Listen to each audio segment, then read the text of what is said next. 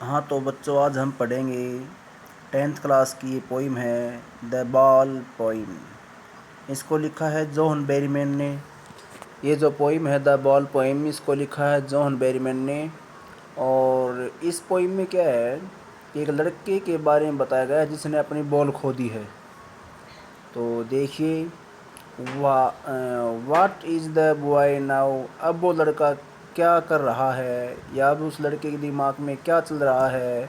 Who has lost is ball, जिसने अपनी ball खो दी है। वाट, क्या कुछ।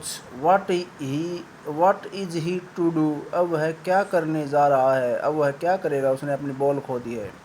आई साइट, मैंने भी देखा है इसको जाते हुए। सा, देखा इट, इसे इसे किसी बॉल को। गो, जाते हुए।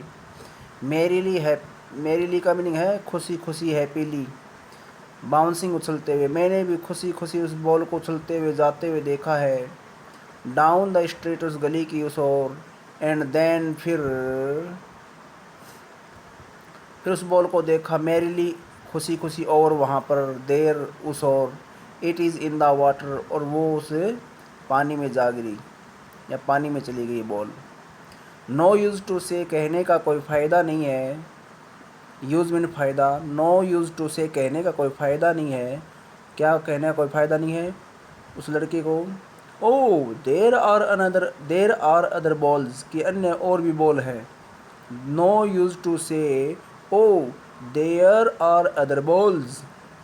क्योंकि यहाँ पर जो है ना, जॉन बेरीमैन चाहता है कि उस बच्चे को सीखने का मौका मिले, न कि जो है अन्य बॉल के ऊपर उसका ध्यान लाया जाए, बल्कि पहले जो बॉल खो चुकी है उसके ऊपर उसका नुकसान का उसको जो है ज्ञान होना चाहिए। इसलिए कवि कहता है कि ये कहने का कोई फ़ायदा नहीं है कि अरे अन्य बॉल और हैं।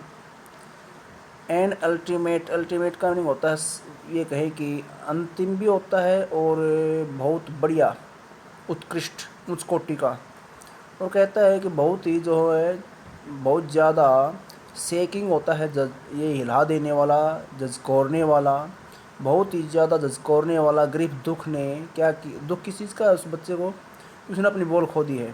फिक्सिस, उस दुख ने उस बच्चे को, द बॉय को फिक्स कर दिया है। ग्रीफ ने क्या किया, fixes the boy.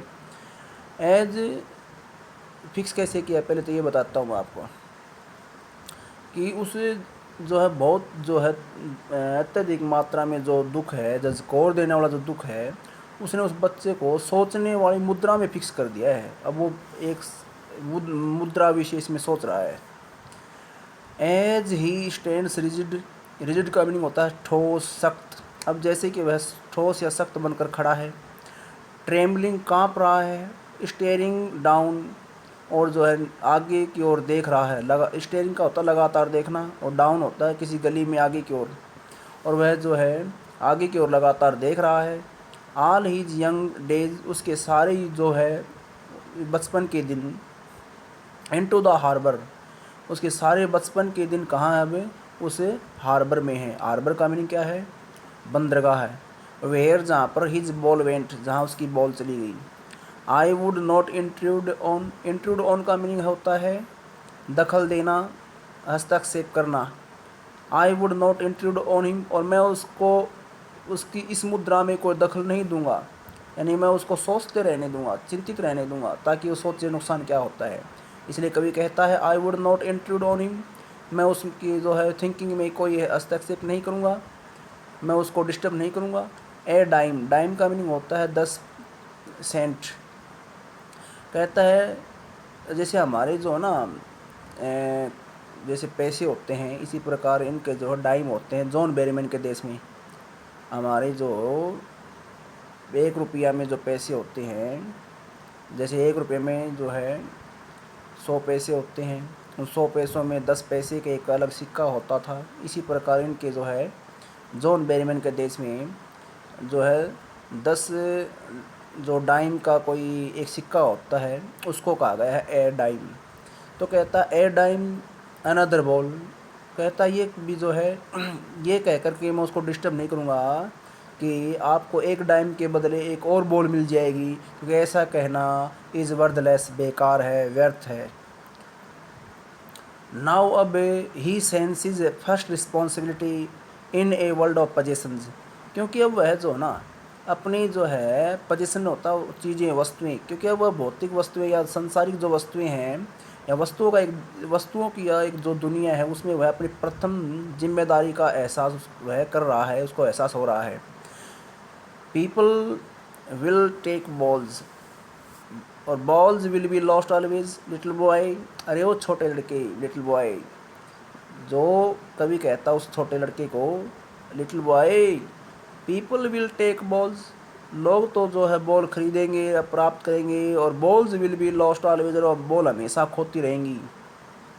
And no one buys a ball back, money is external, कहता कहता है कि एक बॉल जो खो जाती है ना उसी को तो दोबारा जो है खरीदा नहीं जा सकता। नो वन, कोई भी ऐसा व्यक्ति नहीं है जो बाइज ए बॉल बैक, की एक ही बॉल को दोबारा वापस से खरीद ले, हाँ उसकी जगह और बॉल लेकर आ सकता है, खरीद सकता है। मनी इज एक्सटर्नल, एक्सटर्नल होता है भौतिक चीज़, बाह्य भौतिक चीज़ जो हमारे आसपास परमानेंट बनी रहती है। हाँ, तो कहता है मनी जो है वो एक बाह्य परमानेंट चीज़ है जो हमारे आसपास रहती है, कभी किसी के हाथों में कभी किसी के हाथों में, धन तो ऐसा ही होता है। ही इज़ लर्निंग, अब वो लड़का सीख रहा है।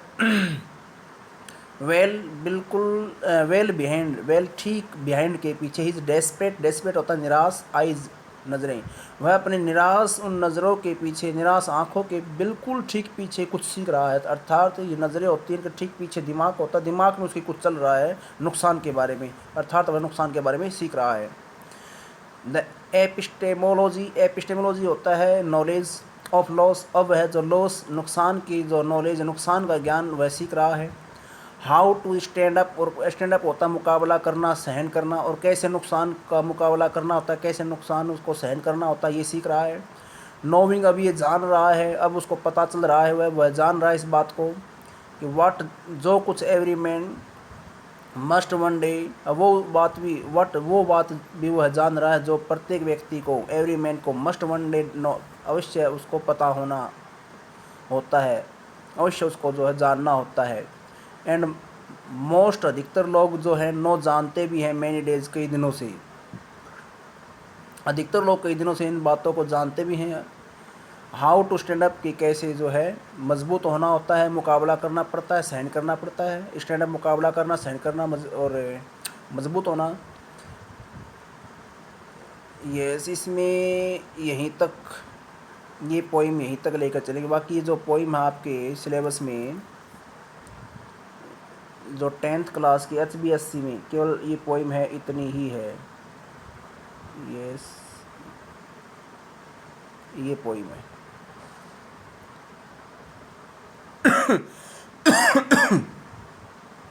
ये वाला पोर्शन नहीं है, HBSC में इतनी ही पोइम है।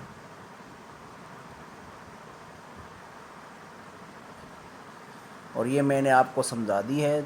यदि आपको कोई प्रॉब्लम आती है तो आप दोबारा इसको पहले रिप्ले करेंगे और समझेंगे। धन्यवाद, जय हिंद।